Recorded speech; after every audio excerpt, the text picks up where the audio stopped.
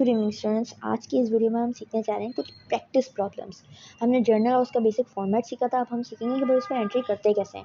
आप अगर ये सीखते हो तो फिर आप आगे जाके बैंक रिकन्सिलिएशन का टॉपिक है वो ज़्यादा अच्छे से सीखोगे।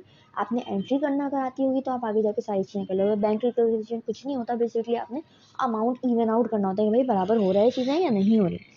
ठीक है, अब हमारे पास ये प्रैक्टिस प्रॉब्लम है, इसको आप रीड कर सकते हो। जैसे 1 सितंबर 2011 की बात हो रही है। मिस्टर तारिक खान है जिन्होंने इन्वेस्ट किया 3,80,000 in the business. He complete the following transaction during the month. उस महीने के अंदर ये सारे ट्रांजेक्शन उनके पास हुए हैं। पहला क्या है, he paid shop rent in advance for 1 year 23,000। अब 13 को क्या किया, he purchase goods worth 1,70,000 on account. On account देखो यहाँ पे की वर्ड्स हैं, आप देखते रहो। वहाँ पे उसने पे किया है रेंट और ये इसकी वैल्यू है जो उसने किया है।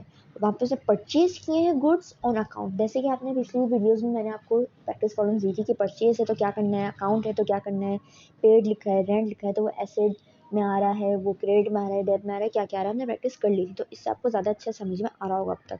ही sold merchandise for cash 1,30,000 on account of 50,000। अब देखो दो वर्ड है यहाँ पे इन्होंने सोल्ड कैश भी दिया हुआ है कितने के लिए, और फिर उसने बताया ऑन अकाउंट इतना भी है। अब 29 सितंबर हो गए, ही पेड 85,000 टू सप्लायर्स। ठीक है, अब हमें करना क्या है, record the above transaction in the standard form of journal. Simple जो जर्नल है उसकी फॉर्मेट में हमने इसको पुट करना है। ठीक है, तो चलिए अब सबसे पहले तो आपकी जैसे हेडिंग बन रही है तारिक खान है जिनका ये आप बना रहे हो। जर्नल एंट्रीज़ हैं, उनकी जर्नल एंट्रीज़ में आपने जो आपको पहले फॉर्मेट मैंने बताया था वही फॉर्मेट हम इसके अंदर यूज़ कर रहे हैं। सबसे पहली बात, कैश में हुआ है खर्च, हमने लिख दिया कैश। अब ये क्या है, और कैपिटल माना जाएगा, क्यों, क्योंकि ये तो उन्होंने इन्वेस्ट किया है अपने बिजनेस के अंदर, तो उसको आप एज अ कैश काउंट करोगे। ठीक है ना, जो 3,80,000 उन्होंने किया। अब वो डेबिट में भी काउंट होगा और वो क्रेडिट में भी काउंट होगा। ठीक है ना, क्योंकि एज अ डेबिट भी है और एज अ क्रेडिट भी वो है।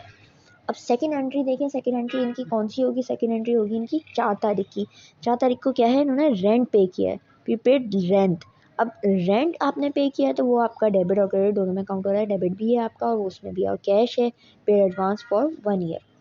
ठीक है, अब जो रेंट था ना उसको आपने बोला है कि वो आपका डेबिट में काउंट हो रहा है। ठीक है, लेकिन क्योंकि ये आपका क्या है, कैश अमाउंट आपने दिया है तो वो क्रेडिट भी किया जाएगा।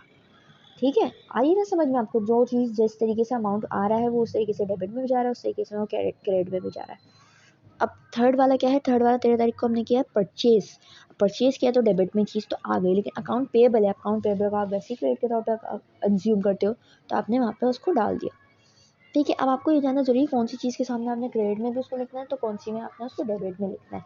ये बहुत ज़रूरी है, वरना एंड में आपका जो टोटल होगा वो बहुत ख़राब किस्म का निकलेगा। अब ठीक है, 25 तारीख को उन्होंने क्या किया है, उन्होंने मर्चेंडाइज सोल्ड किए हैं, सेल किए हैं कितने के,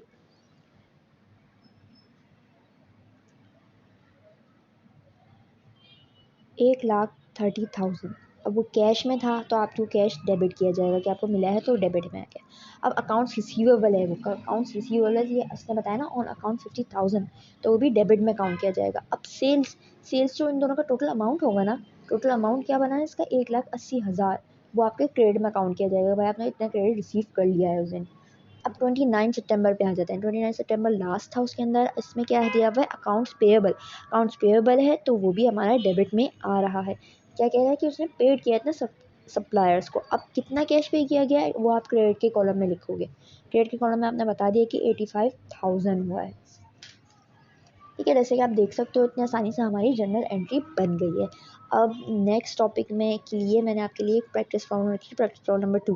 इसको आप देख लो अच्छी तरह, और आपका होमवर्क ये होगा कि आप ऐसी ही जनरल एंट्री तैयार करके मुझे दिखाइए कि आपने कैसे बनाया है, कैसे आपको समझ में आई ये चीज़। ठीक है, मैं आपको थोड़ी देर दे रही हूँ ताकि आप देख लो या स्क्रीनशॉट ले लो इस चीज़ का, और फिर आपने ये बना के दिखानी है।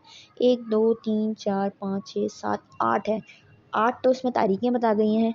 तो आप जैसे हमने पिछला वाला बनाया और वैसे ही बनेगा, लेकिन इसमें थोड़ी सी ज़्यादा डेट्स हैं तो थोड़ा ज़्यादा बड़ी एंट्रीज बनती चली जाएंगी इसकी।